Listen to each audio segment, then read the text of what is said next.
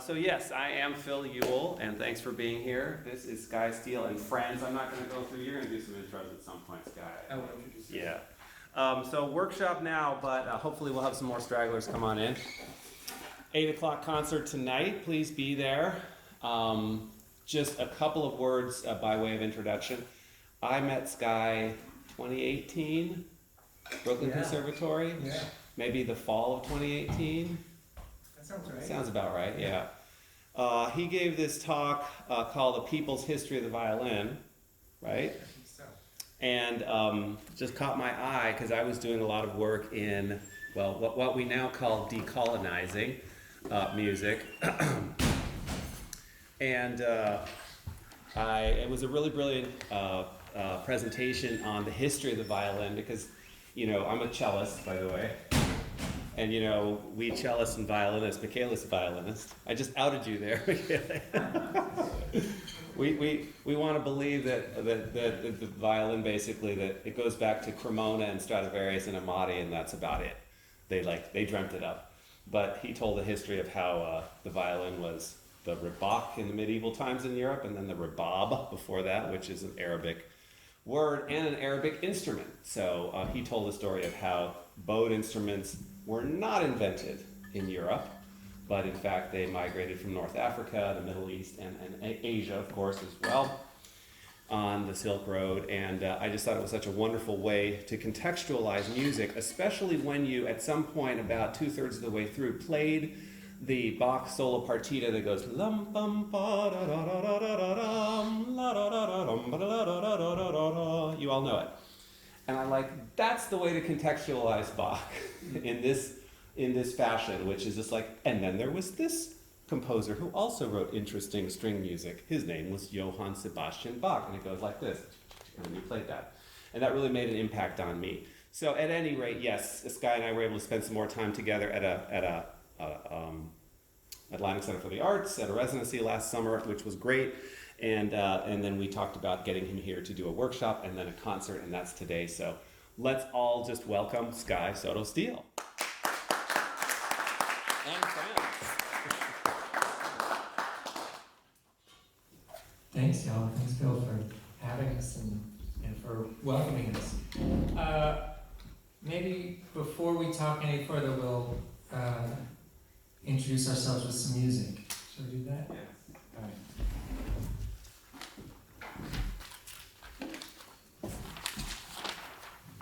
Actually, I will tell one story.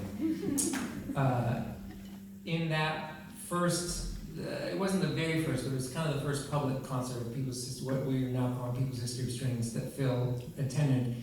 A colleague of mine in the Q&A raised his hand and said, "This is really incredible. Where do you see yourself in all this? What tradition are you a part of as a violinist?" And I was totally stumped, totally befuddled, you know, and that question really animated the next steps in the evolution of what this program has become about, and thinking about how my family's story of immigration and of music mirrors the larger historical narrative that we're talking about. So at that time we did not play this song. It is Isla del Encanto by Gene Hernandez, part of Orchestra Broadway, one of New York City's great charanga groups that is still active after 60 years. My mother took up the violin in public schools in Atlanta in the 1950s, where she was growing up after her family immigrated from Puerto Rico. And she became a classical violinist and raised me in that tradition. But when I moved to New York City as a late teenager, my abuela said to me, "Por fin, at last you're gonna know some Puerto Ricans." Connecting to that part of the story, and this music has been really, really meaningful to me. So we're gonna share this song with you, Isla del Encanto.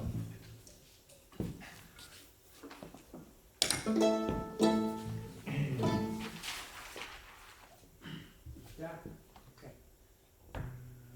Not too fast, Mr. Skye. 2, 3, and...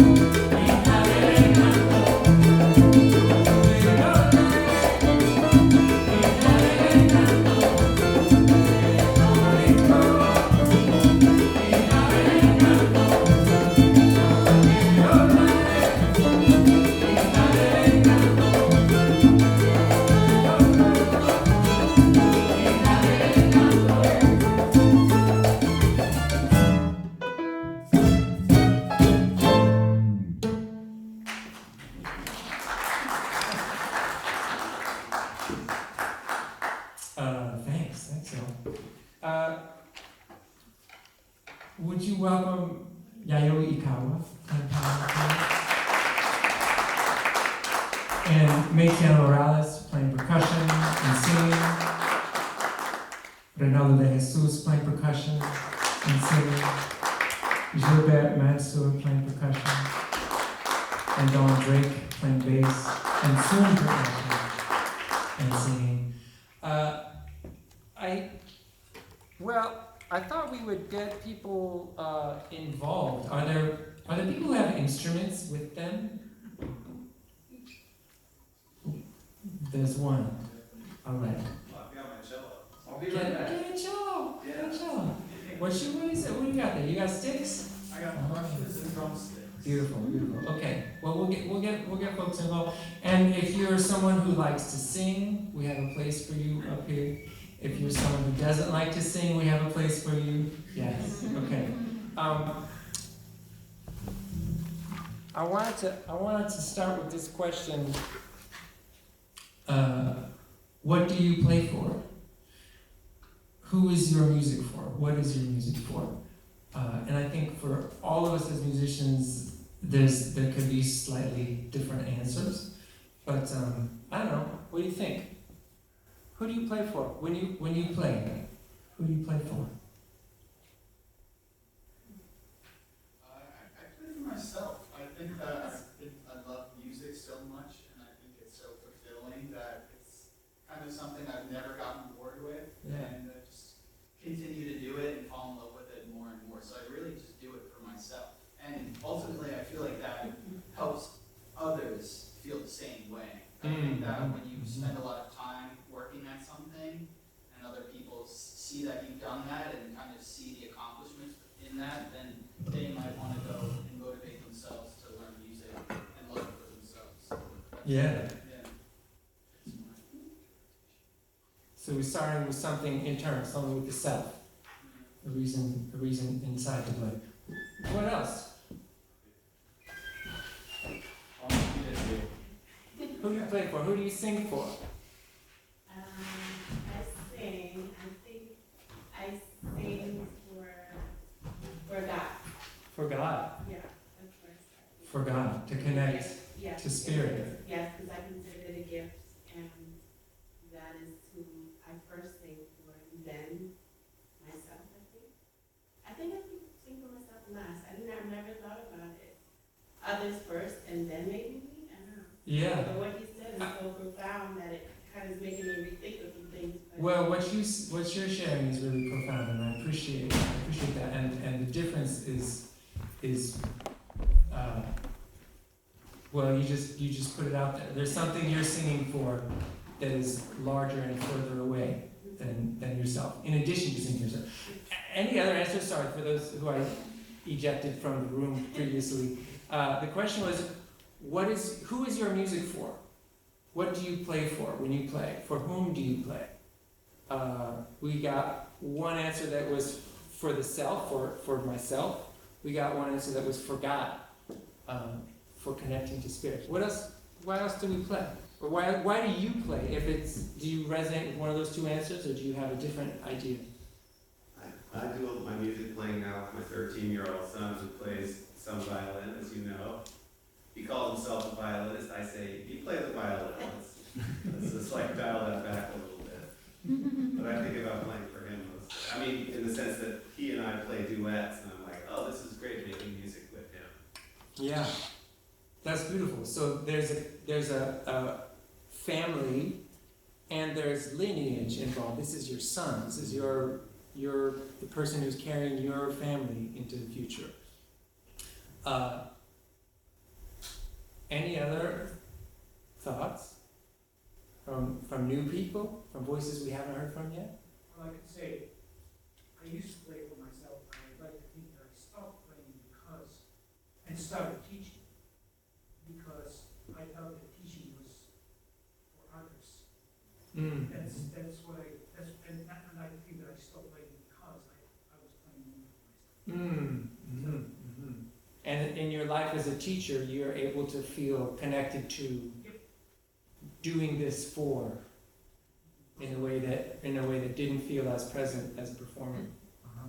That's deep. That's really deep. Thank you. What about on stage? I play for dancers. Yeah. Yeah, that's what I love is making other people dance. That's my calling. Yeah. So there's something there that is, if I may, that is related to spirit, Definitely. Yeah. even if it's not a religious thing, but it's also something related to connection and to community that is related to the family thing, but is a different thing. Or, close. Why do we play? I face my fears. Mm. Yeah, I challenge myself to express myself thoroughly and completely so I can feel free. Yeah. I don't even know how to, but you just said it. I have another question that's a different kind of question. Do you want to be closer together? Can we?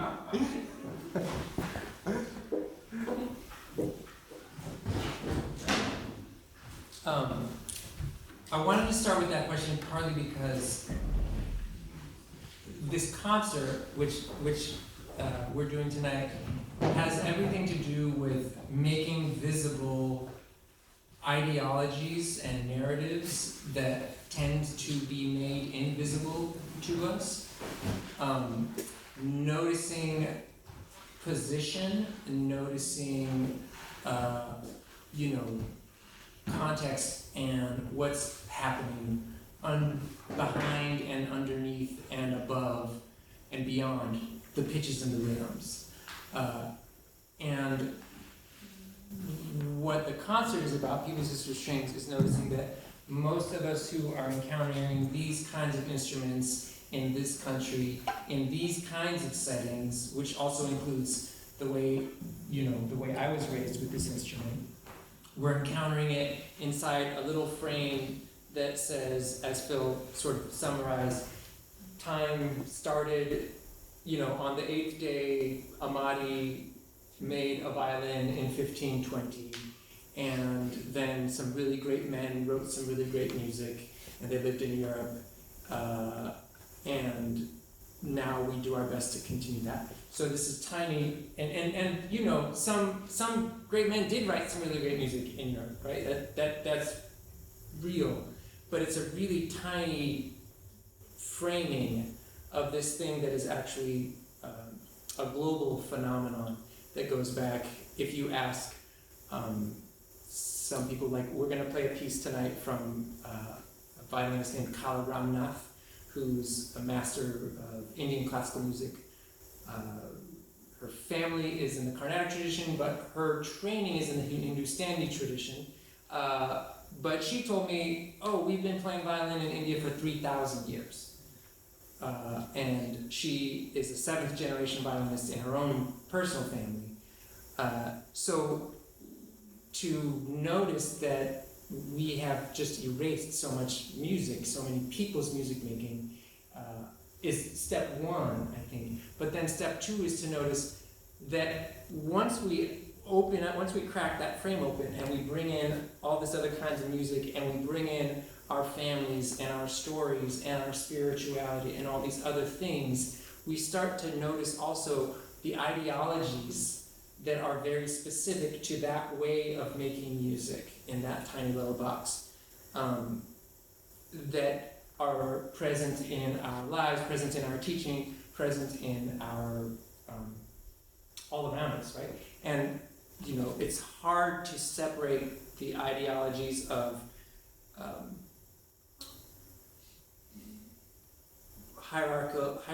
hierarchy, submission, following rules, and the hierarchies of heteropatriarchal white supremacy that share historical and physical space with them. So we want to notice these ideologies. Just the very fact of like, who do you play for? Does your music connect you to community? Does it connect you to roots? Does it connect you to land? Does it connect you to spirit? And how?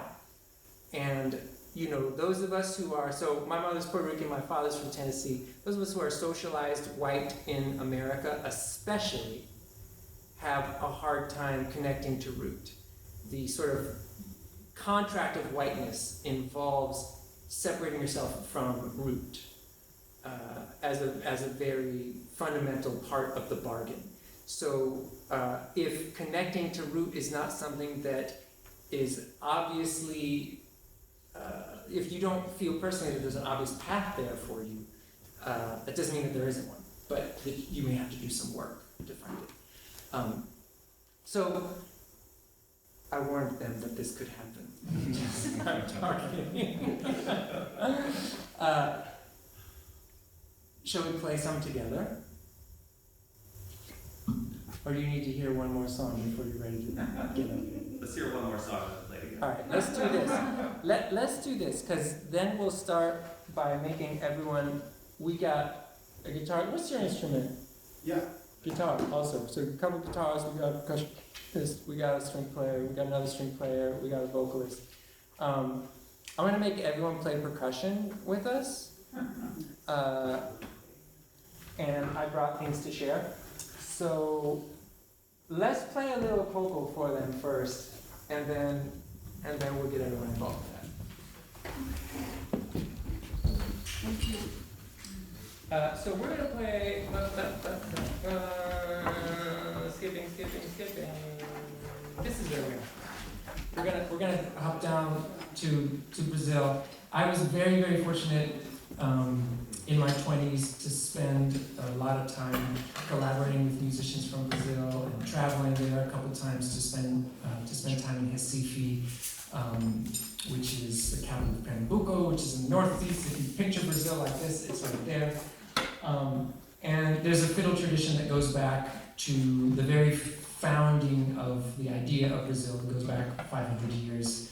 And the fiddling, in particular in the northeast, on this instrument, the rabeca, which this is mine, is very present in Afro and Afro-Indigenous communities in Brazil. And it's just connected to very deep strains of, the music of survival, the music of thriving in spite of oppression, and of celebrating place, celebrating land, celebrating who you are, and who your people are. So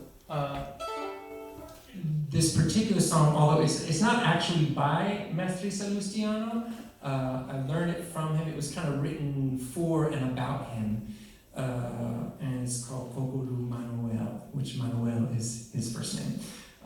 So you're also seeing Luis, the older gentleman in the middle there, Luis Michel, is another sort of older mentor. He just passed away last spring while we were at ACA. And Mestre Salustiano passed away now almost 15 years ago.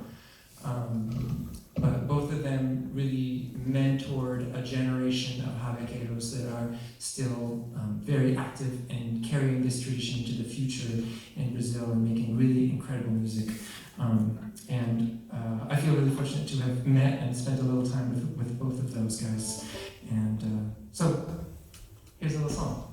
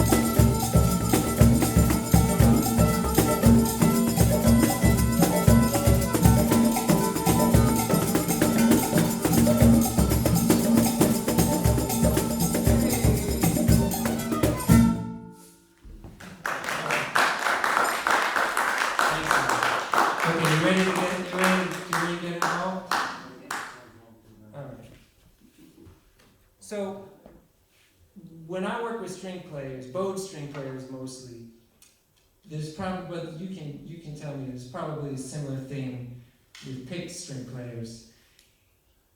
The first thing if we want to get outside of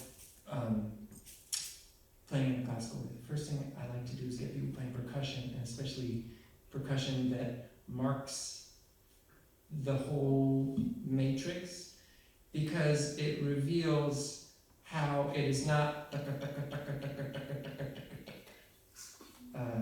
and until we can do that here, there's not, well, once we can do that here in a way that is not there's more hope for us. So if you're up for joining us, then come on up. And if you're up for trying it from where you are, give me a little wave and I'll bring you an instrument. Hey, Tyrone, I got a cello over here for you. Oh, Come.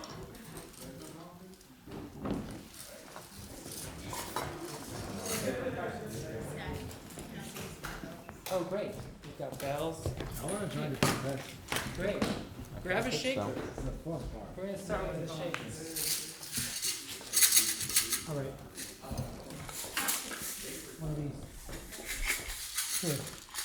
Choose your adventure. Take that one. You guys want to cut? Come on, just come up. All right. We're the right number of people to just be all together. Find you a chair, Tyrone. I'm so glad you're here. Thank you for coming. Okay. Did you get one? You get one? Okay. So, I'll start with this.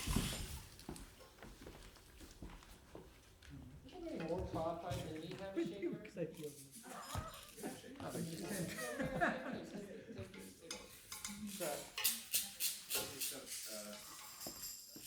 Oh, let's put the cello.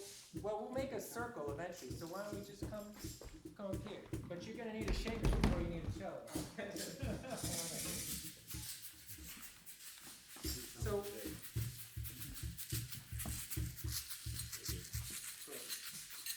So we want to notice that as we start shaking, right, it's not all the same.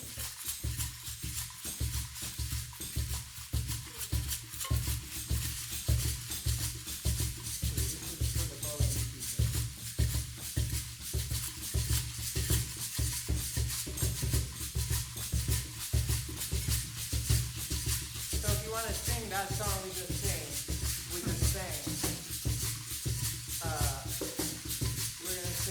so the rhythm and the style of music is vocal, like vocal, right? Talking and the word in Portuguese, the verb is tira, but in the Northeast, a lot of times they'll say tira, with a T more like our T. So that's and that really means throw it, but it also means make it play, make it move, right? So we're gonna say, tira da coco, so I can dance. Preu dançar, so I can dance. Preu dançar, right?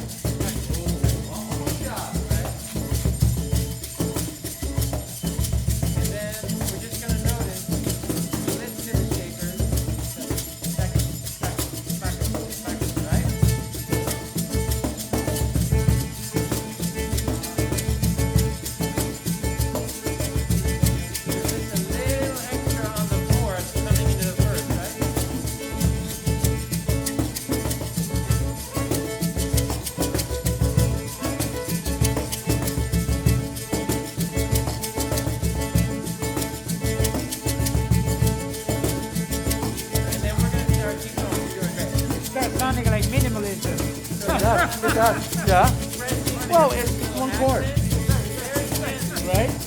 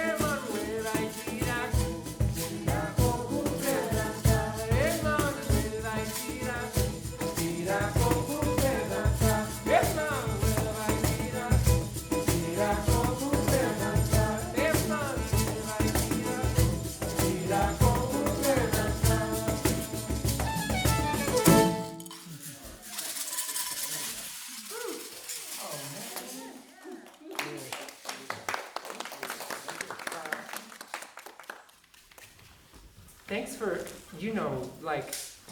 so is music for us to do for the people sitting out there? Sometimes it is, right? Sometimes you're like, come to my concert and listen to me. Excuse me. But I'm really, really passionate about the ways in which music is about us coming together and creating a thing together and doing a thing together, in which it is really this spirit that we share that is the thing. It's what it's about. It's what we're playing for, this spirit that is connecting us. And that felt so good doing that with you all. So, can we, no, stay right here, sit down. Absolutely not. You got the cake. All right, can we do one more something different? Yeah. Similar thing, we're gonna move towards La Cartera. Okay, so we're gonna move into an Afro-Cuban rhythm world. So this song comes from Arsenio Rodriguez, Afro-Cuban composer who spent the last part of his career in New York City and is one of the people who is really crucial in setting the stage for Latin music in New York City, what we call salsa, and it is very connected to the Nuyorican community, which is not exactly the same as the Puerto Rican community, right? We have 3 Latinos on stage who we all have like different positions relative to the island of Puerto Rico, and different connections to the language, to the music, and to what it all means. That we're all individuals, right? So nobody is going to be the same. But I think in the case of our island and our roots in particular, it's that's really present because the experience of colonization has so much to do with why we end up in so many different places and with so many different kinds of connection and disconnection to our music and our roots and our culture and our families being scattered and moving back and forth. My grandfather, his family left Puerto Rico and came to New York City in like 1915, and then they went back to Puerto Rico, and then he moved, and then they came back, and then they went to Panama, and then they came back, and so it's just part of that experience. Let's stick with the Shakers for a second, or no, we don't need. Let's start with the Little Clave experience. We should do that, and then. Can I ask a question? Yes. This Pernambuco place, I've always known, so that bow is made of Pernambuco. Those, good string bows are made of Pernambuco wood. Yes. So this is where that tree comes from. That's the that tree, which is an endangered species, not because of the bow makers. Not really because of the bow makers, more because of like deforestation and bad procedures. Yeah, and like a bad global economy that promotes clearing and monoculture. This is what Yes, it's that place. It's that place. Yeah, so there is a connection. That's yeah, and it's totally, the fact that there is this fiddle making tradition in Pernambuco that is so, folkloric and really, really separate from the instrument tradition, the making tradition that, this cello or this violin comes out of. It's just kind of illustrative of like, wow, we can be so close together without talking to each other, in this world sometimes. So to get into the rhythm first, I think it's really valuable to start with percussion, but we'll start by connecting to the drums, and we'll work our way up through the various drums and the various roles in this. One of the things that tends to throw people when you encounter this music is that the bass players, and Don, can you, if I say, I'm gonna say this and then you tell me, Sure. I heard this is a very kind of New Yorkian thing, that the salsa music as it evolved in New York did this thing where the bass used to go boom, boom, boom, boom, boom, boom, right? And that's not so hard to get with. We can all get with that. And then they were like, you know what will really make the people shake their butts? If we go boom, boom, boom, boom, boom, boom, boom, boom, boom, boom, and we never land on one at all, unless it's really necessary. But Yeah, I play on the and of 2 and 4. I thought that was Cuban, that part of the, the history of it, that Arsenio played in his band, that they had that going they on. started that already. Yeah, All right. but I could be wrong. You're probably right. Anyway, we wanna move towards being able to be in that spot, but we wanna start by noticing that the impetus for that is coming out of the conga. So we're gonna check out, Reynaldo, will you just give us like a very basic beat here? This is what the conga does it's called the marcha or tumbao of the conga, and the salsa also moved to do. It goes like this.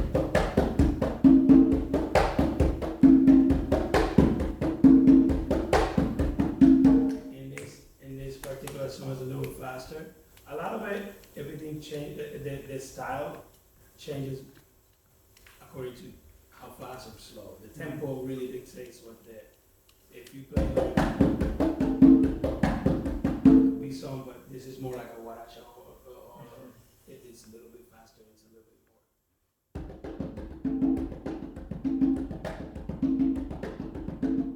This song is like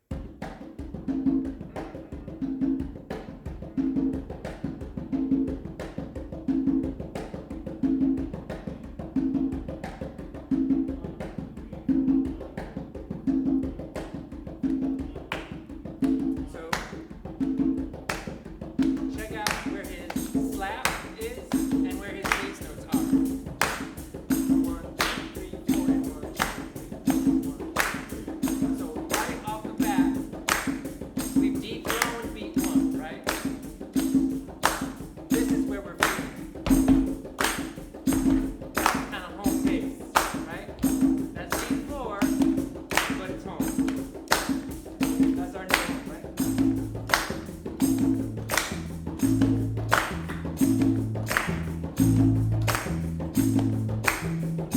So keep that awareness as we move forward. We're going to come back to that. Beat 4 being home.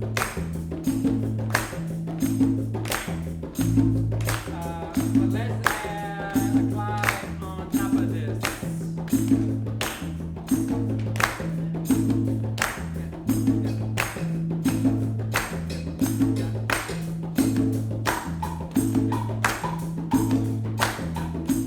So if you can,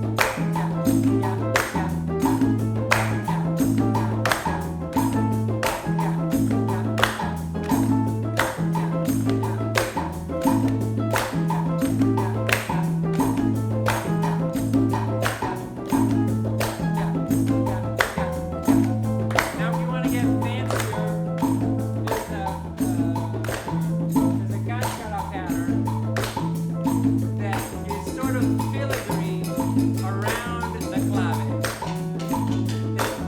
It interacts with that clave as its own thing happens.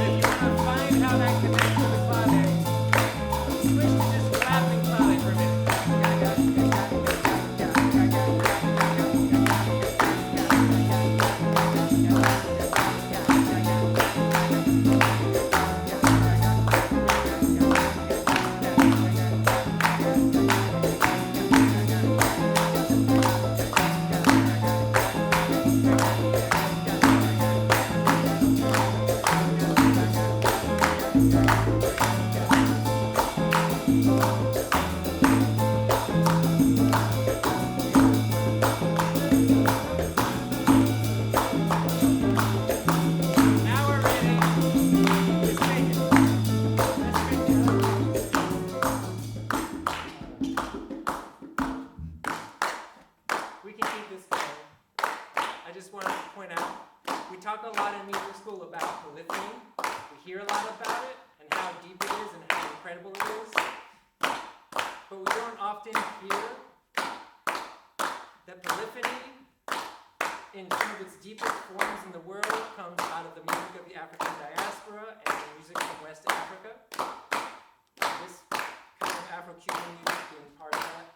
And the multiple interlocking layers that create the deepness and the meaning in this groove is some of the baddest polyphony. I love you, Prof. I love you, Mahler.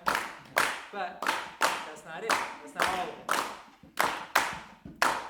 So the melody hooks up with this in a really nice way. Se me perdió la cartera. I lost my wallet. Se me perdió la cartera. Se me perdió la cartera. Se me perdió la cartera. Se me perdió la cartera. Notice that's what's hard about that is that the melody doesn't link up with the only spot where the clave hits one, although it's the second one. Because you really don't love one that much, right? It's not that big a deal. Se me perdió la cartera. So you're hitting right before it. Se me perdió la cartera. Se me perdió la cartera. Ya no tengo más dinero. Now I got no money. So the whole thing. Se me perdió la cartera. Ya no tengo más dinero. Se me perdió la cartera. Ya no tengo más dinero. Ya no tengo más dinero. Again, the part that's tripping you up is when your voice is not with one on the clave. So just notice that. Ya no tengo más dinero. Ya no tengo más dinero. That's right. Ya no tengo más dinero. Just getting ready for that anticipation. Ya no tengo más dinero. Now you got there. One more time with that. Ya no tengo más dinero. Ya no tengo más dinero. Ya no tengo más dinero. Se me perdió la cartera. Ya no tengo más dinero. Ya no tengo más dinero. Se me perdió la cartera. So, ABBA. That's some medieval Spanish thing. I don't remember the name of it right now. Se me perdió la cartera. Ya no tengo más dinero. Ya no tengo más dinero. Se me perdió la cartera. Se me perdió la cartera. Ya no tengo más dinero. Ya no tengo más dinero. Se me perdió la cartera. Let's pause for a second and catch our breath. Thanks. So this melody is super great because it really outlines the next layer of the polyphony, which most of the time I always expressing the montuno feelings, right? But this melody happens to kind of do a lot of those things. It's arpeggiating and defining the harmony, and it's doing this specific rhythmic interlock where we tend to start on one, on the two side of the clave, the side of the clave where beat one is missing entirely, and we tend to start on the end of four that is right before the downbeat where the three side of the clave, right? So this melody has these characteristics where if I'm playing in a charanga as a string player and we have to communicate the montuno or part of the montuno, then that's where we're going to be living rhythmically. The pianist or the guitarist, that's where they're going to be living rhythmically also. So, well, I just like theorified it, but I think it's important that we are like, we're getting it from the music. We're getting it from the music. The information is in the music, you know, that we need. The information that we need is in the music, and we're learning it and then noticing it. Okay. Let's play this melody. Oh, we are still in A. Oh, because you were keeping us in A. You were taking notes on the bass. Right, so that.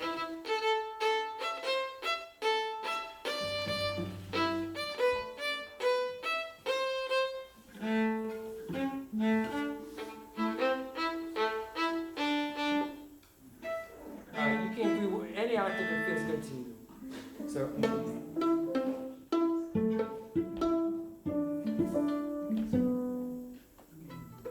And then I'm starting down on an E.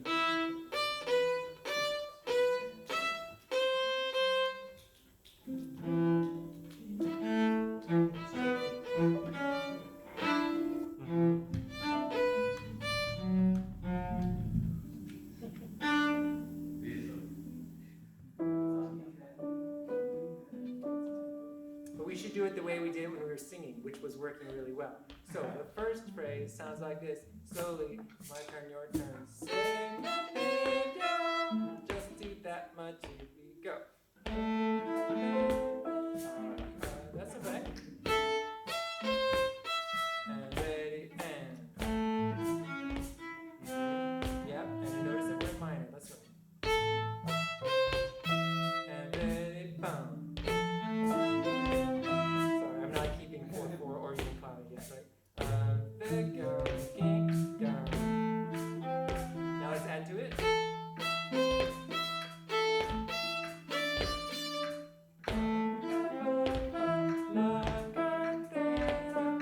Sing it to yourself because you already learned it.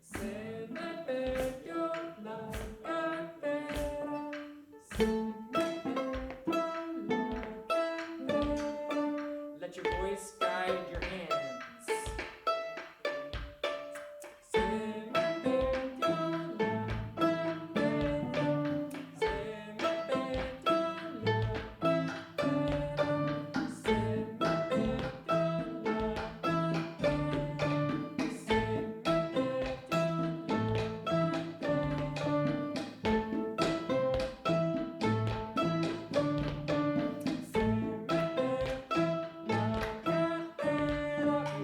Hey, isn't it weird that rhythm, we didn't start with that rhythm at all? Oh, because we did it in the right order. Second phrase starts on an E down low and jumps up a minor seven. Down, nothing, go. Down, nothing, go. Give me that much. Down, nothing, go. Down, nothing, go. Yes. Down, nothing, go. Más dinero.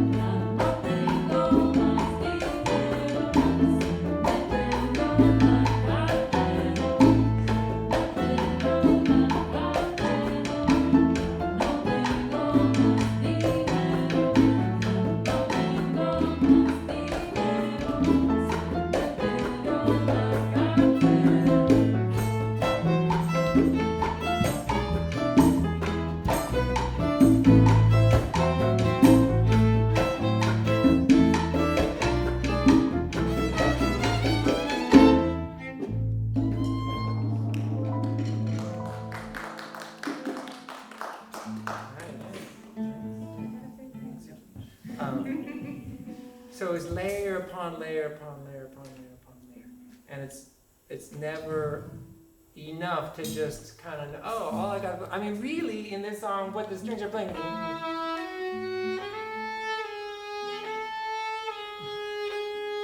Right? All that other stuff, it's not even your job, right? It's not our job. If we were in the charanga, right, this would be our job.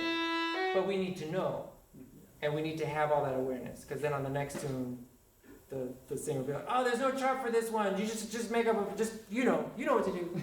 So you have to know. Thanks for doing this with us. I feel I don't know. I asked the folks here before we started if they would share, but maybe we could we're going to do that. But also just wanted to open up to a little bit of a conversation as we've had this little bit of experience and before we close our time together. But one of the things that occurred to me that I wanted each of them to share with you is a little bit about their journey with music, and that's it. Their journey with music. Because we're all coming from really different experiences and backgrounds and traditions and orientations towards formal music making. And I think it's really important as you're in this school environment to maybe notice that that also is one of these, and there's so many ways music gets made and meaning gets made in music. So I don't know. Do you all have questions, or are you ready to just hear from some of these folks?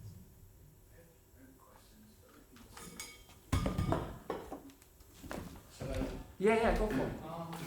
So I'm in the graduate program for music education, and I find myself knowing, in terms of my musical background, I know a lot of contemporary jazz music and more contemporary music and pop music. And I find this style of music, or not just this style, just more world music, to be so fulfilling and so connected to the music that I listen to today. And as a music teacher, I want to be able to kind of build the connection of pointing out to my students that the music somewhat that they like has roots in this kind of style or in other styles like this. And I know it's important to touch on the classical stuff, but I feel personally, I didn't learn anything about this in high school, and I really wish I did. And my question is just kind of what should I do to kind of immerse myself and become more cultured in kind of this style of music? Just kind of anything really, because I'm so fascinated by it, and I just find it really fulfilling. And if there's any sort of information you guys have, or anything that really kind of influenced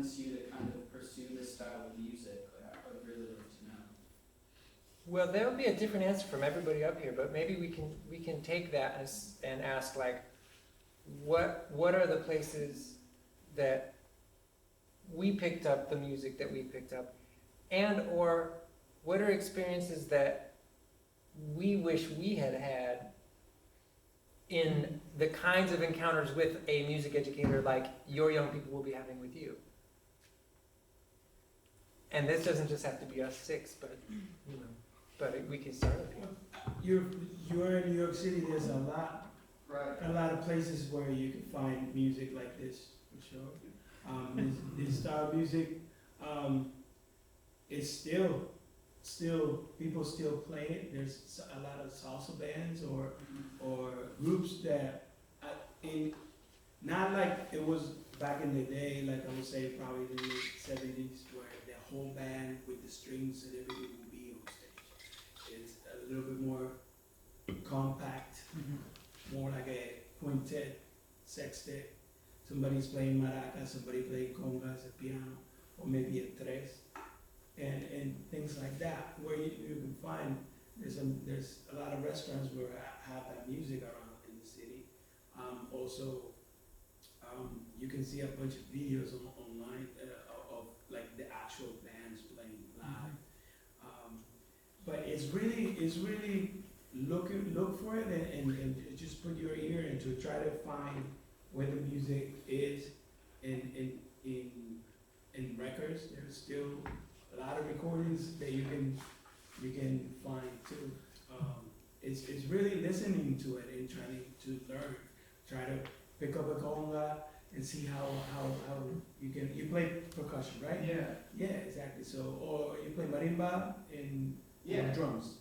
Yeah, I put like marimba inside. Violin silo. So yeah, check out Carl Jader. Carl Jader did a lot of vibraphone, classic Latin jazz tunes that have this style of music in very, very. Tito Puente also played vibes and had a lot of records that incorporated vibraphone with these rhythms.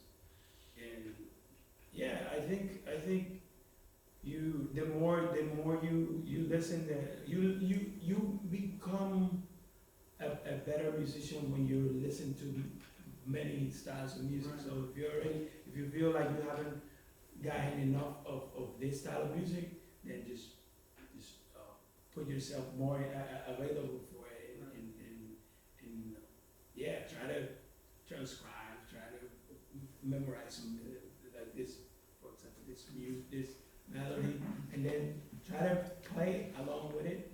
I think that will be that's a lot of what I did when I was growing up. I didn't grow up in New York. I grew up in Puerto Rico, and there was a lot of this music was like it's like everywhere. So even if I needed to look for jazz somewhere else because that wasn't in there. So I wanted to learn some jazz. So then I was like, okay, who are the people that are playing this music?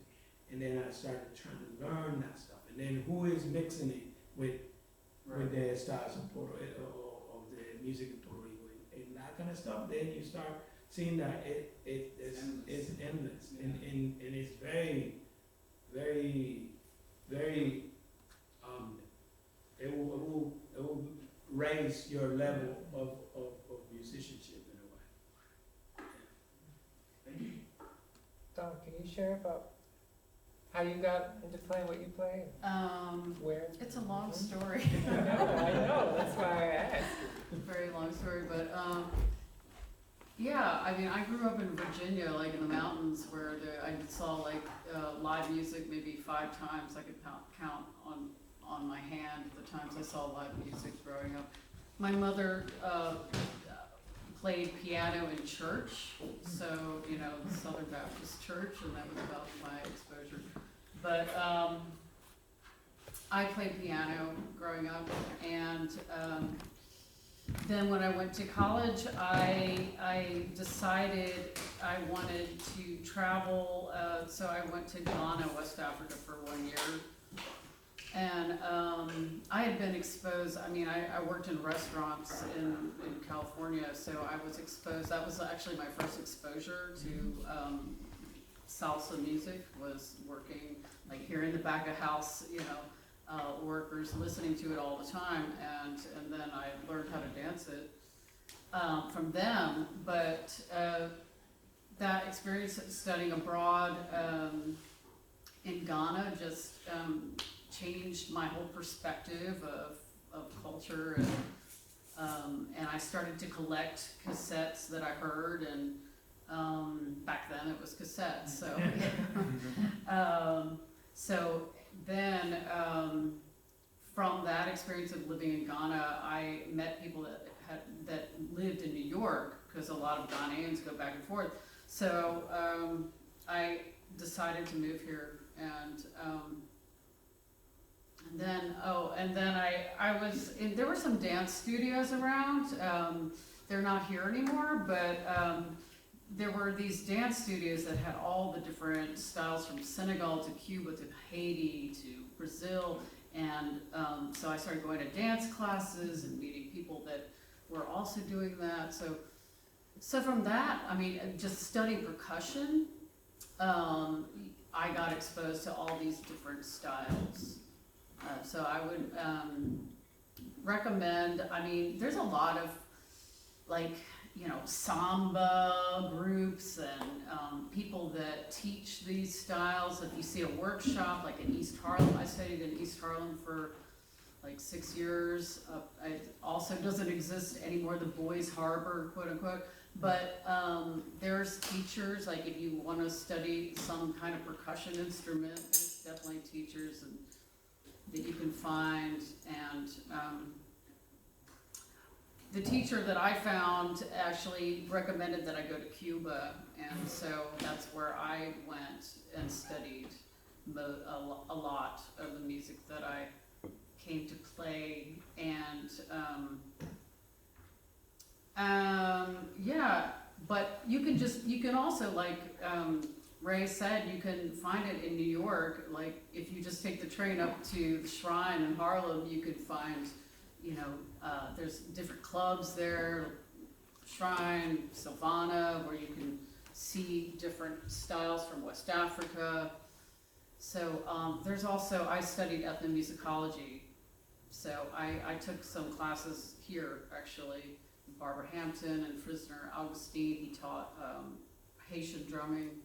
So just, I would say, get into the ethnomusicology side. I mean, not that it doesn't offer everything, you know, by any means. I left that to play music, but there's different books you can read that will tell you, you know, the roots of this music. I would recommend Flash of the Spirit, and a book called African Music, African Sensibility. Those are just two to start. But yeah, read and, you know, get out there. Yeah, find the people, find the music. What makes it a little difficult, if I could just interject here, I really want to hear from the rest of you. Is it Kevin? Is that, you know, a lot of times our music institutions and music academies don't really promote music that might be called ethnic. Of course, all music is ethnic, but you know, there's a set curriculum, there's a set, you know, way of doing things. It's still kind of rooted in the mid to late 20th century Western, you know what we're talking about, our classical music, et cetera, et cetera. And you know, it's difficult. The changes they're coming, right? I mean, we ourselves are going to start a curriculum discussion at Hunter, as all music schools are undertaking now, right? Everyone's talking about the curriculum and what it is that our students need to know. And everyone has a different idea of what our students need to know, right? But it's getting to the point where we are having conversations like, well, I think they need to know this. And there are people who might disagree with that. But now we can have that conversation, whereas even 10 years ago, those conversations were not really even happening. So it is things are changing, but it's slow. But you're going to be a K through 12 educator, so it's very, very crucial, obviously, for you to be thinking about these things. So thank you for the question. Yeah, we have just a couple minutes left. Yeah. I wanted to add one thing, is that, like, for all of us, and for you, to your question of how do I do this with how do I do something different, something deeper, something better with my students, you know, staying in touch with your own incompleteness, staying in touch with our own incompleteness, I think is a really important first step. And we were joking about modeling growth mindset earlier, because we have a tune we're playing for the first time in the concert tonight that has all of us scuffling. And it's so great, you know, and you can do that with your students too. You can be like, I'm working on this. I'm still a student. I'm 42 years old. I've been performing for 25 years. I'm still a student. You know, we're all up here still students. And to be constantly exploring, constantly deepening, and sharing that a life in music is that life with your students. Especially with young kids, it's so easy for them to get the idea that, look at the big grown-ups, they're finished. I can't wait until I'm a grown-up and I'm finished. You know? And it's really convenient to convince them to treat us that way. Like, listen to me, do what I said, and don't ask why, because I'm finished, I'm a grown-up. But we really change the dynamic when we say, we're in this together, I'm just exploring, I'm growing I'm different from you, I'm older, I'm your teacher, you're my student, but we're growing together, and a lot more is possible that way. So we have you until 4, is that right, for the workshop?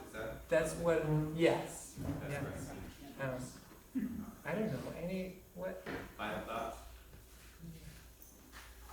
Burning thoughts? Really awesome. Yeah. Okay. All right, All thank right, you well, for making thank you. Yeah.